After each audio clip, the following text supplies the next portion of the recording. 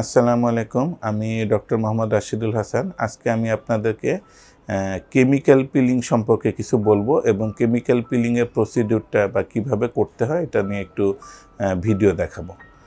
আমরা chemical peeling সম্পর্কে সবাই কম বেশি জেনে থাকি এবং কেমিক্যাল পিলিংয়ের অনেক বেশি ইউজ আজকালকার জমানায় রয়ে গেছে। এটার দ্বারা আমরা ব্রণের চিকিৎসা করে থাকি, মেস্তার চিকিৎসা করে থাকি, সূর্যের আলোজনিত মুখের চামড়া পোড়ার চিকিৎসা করে থাকি, ফেসে বিভিন্ন ধরনের পিগমেন্টেশন বা কালো দাগের চিকিৎসা করে থাকি, এমনকি এমন অনেক ধরনের চিকিৎসা করে থাকি যেটা বলতে গেলে দেখা যাবে অনেক বড় একটা ভিডিও হয়ে গিয়েছে।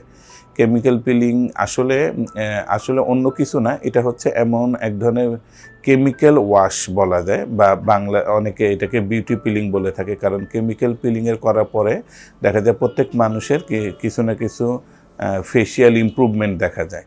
তো কেমিক্যাল পিলিংয়ের ক্ষেত্রে আমরা যে জিনিসটা করে থাকি, দেখা যায় সাধারণত যেসব মেডিসিন বা কেমিক্যাল চলে এসে থাকে সেটা সাধারণত আমাদের দেশে পাওয়া যায় না। পৃথিবীর বিভিন্ন নামকরা কোম্পানি যেমন স্পেন, ইউএসএ, এমনকি ইন্ডিয়া থেকেও তৈরি হয়ে থাকে।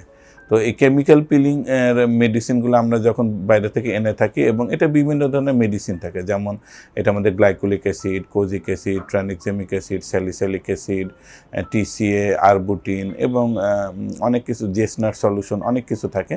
তো এই কেমিক্যালগুলো একজন এক্সপার্ট হ্যান্ডে যখন স্কিন স্পেশালিস্ট থাকেন, তো উনি কম্বিনেশন এবং মানে কোনটা কতটুকু মিক্সচার করতে হবে এবং কোন ডিজিজে কতটুকু দিতে হবে, কত সময় ফেসের উপর রাখতে হবে, কখন ওয়াশ দিতে হবে, কখন প্রাইমিং করতে হবে, তো এই জিনিসগুলো অ্যাডজাস্ট করে একটা মানে যেসব সলিউশন আছে সলিউশন দিয়ে একটু ওয়াশ দিয়ে থাকেন, তারপর নির্দিষ্ট সময় পরে ওয়াশ করে ফেলেন। এইভাবে এই কেমিক্যাল পিলিংটা মুখের উপর বা বডির অন্য কোনো জায়গায় অ্যাপ্লিকেশনের ফর্মেশনটাই হচ্ছে এই কেমিক্যাল পিলিং প্রসিডিউর। তো এই পিলিং প্রসিডিউরটা কীভাবে করে এটা এখন আমরা আপনাদেরকে দেখাবো ইনশাল্লাহ। এখন আমরা মুখের কেমিক্যাল পিলিং করছি। তো আমরা প্রথমে আসলে আমার এই পেশেন্টকে মুখের জন্য আমরা 2টা মেডিসিন ইউজ করব। আপনারা দেখছেন যে প্রথম আমরা একটি ব্ল্যাক কালার একটা মেডিসিন নিয়েছি। এটা আমরা পুরো মুখে যেভাবে একটু পরে আমরা পুরো মুখে অ্যাপ্লিকেশন করব, এবং অ্যাপ্লিকেশন করার পরে আসলে একটা মেডিসিন সাধারণত বিভিন্ন গবেষণার উপর ভিত্তি করে 1 to 5 মিনিটস রাখতে হয়। তো আমরা এই পেশেন্টের স্কিন কন্ডিশনের উপর ভিত্তি করে কিছু সময় রাখবো, রাখার পরে তারপরে আমরা আবার সেকেন্ড একটা অ্যাপ্লিকেশন দিব। সেকেন্ড অ্যাপ্লিকেশনটা হচ্ছে অন্য একটা সলিউশন। তো 2টা সলিউশন দেওয়ার পরে আমরা কিছু সময় পরে ওনার মুখটাকে আমরা ওয়াশ দিয়ে দিব, যেটা হচ্ছে আমরা সাধারণত নর্মাল স্যালাইন দিয়ে ওয়াশ দিয়ে দিই।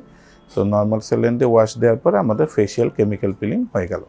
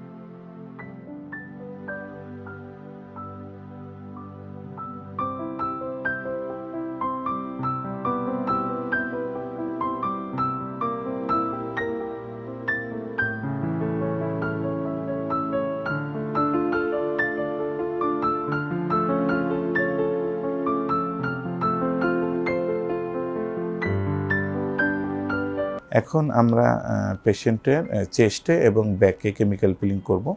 তো চেস্টে এবং ব্যাকের স্কিন অনেক বেশি টাফ এবং হার্ড বলে এখানে কেমিক্যাল পিলিং জনিত যে জ্বালা পোড়া বা বার্নিং সাধারণত হয় না।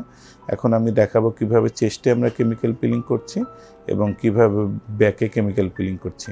আমার পেশেন্টের চেস্টে এবং ব্যাকেও কিন্তু ব্রণ ছিল, এবং চেস্টে এবং ব্যাকের ব্রণটাকে আমরা ট্রাঙ্কেলেকনি বলি, এবং এটা অনেক ক্ষেত্রে ট্রিটমেন্ট রেজিস্ট্যান্ট। এক্ষেত্রে কেমিক্যাল পিলিং খুব একটা ভালো রেজাল্ট নিয়ে আসে সাধারণত।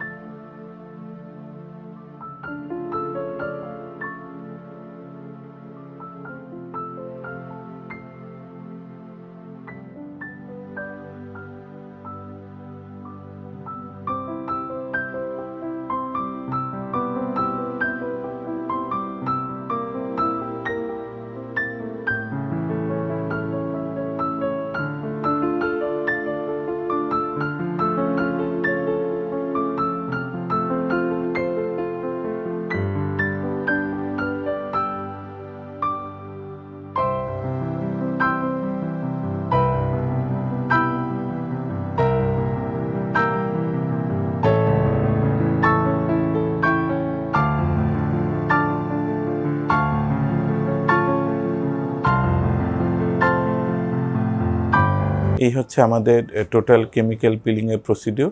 তো কেমিক্যাল পিলিং সচরাচর দেখা যায় রোগ বুঝে এবং রোগের ভিন্নতা বুঝে আমরা সাধারণত 3 থেকে 6 সপ্তাহ গ্যাপে গ্যাপে কয়েকটা সেশন করা লাগে।